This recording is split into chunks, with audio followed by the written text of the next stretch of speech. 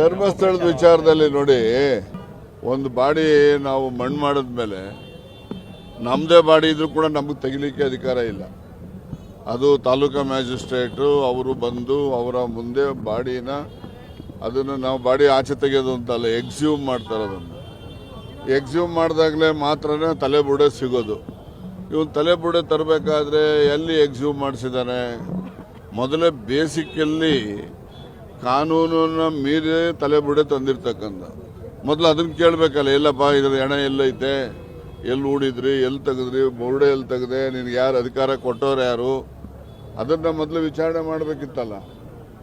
ಅದನ್ನೇ ವಿಚಾರಣೆ ಮಾಡದೆ ತಲೆಬುಡೆ ಇಕ್ಕೊಂಡು ದೇಶದಲ್ಲೆಲ್ಲ ಧರ್ಮಸ್ಥಳಕ್ಕೆ ಅಪಕೀರ್ತಿ ತರುವಂಥ ಪ್ರಯತ್ನ, ಮತ್ತು ಇತರ ಏಜೆನ್ಸಿಗಳು ವಿನಾಕಾರಣ ಅದನ್ನು ದೊಡ್ಡ ಮಟ್ಟಕ್ಕೆ ತೆಗೆದುಕೊಂಡು ಹೋಗಿ ಎಲ್ಲ ಗುಂಡಿಗಳು ತೆಗೆಯೋದು, ಎಲ್ಲ ಮನೆ ಮುಂದೆನೇ ಗುಂಡಿಗಳು ತೆಗೆದು ಪಾಪ ಮನೆಗಳಿಗೆಲ್ಲ ತೊಂದರೆಗಳು ಕೊಟ್ಟವ್ರಿಗೆ ಅಲ್ಲಿ. ಸೊ ಈ ಥರ ಎಲ್ಲ ಆಗಿದೆ. ಇದೆಲ್ಲ ಆಗ್ತಾ ಇರಲಿಲ್ಲ. ಪ್ರಾರಂಭಿಕ ಹಂತದಲ್ಲೇ ಸಾಮಾನ್ಯ ಜ್ಞಾನ ಬಳಸಿ ವಿಚಾರಣೆ ಪ್ರಾರಂಭ ಮಾಡಿದರೆ ಇದು ಇಷ್ಟೆಲ್ಲ ಅನಾಹುತಗಳು ಆಗ್ತಾ ಇದೆ. ಇದು ಹಿಂದೆ ಸೌಜನ್ಯ ಪ್ರಕರಣದಿಂದ ಪ್ರಾರಂಭ ಆದಂಥದ್ದು.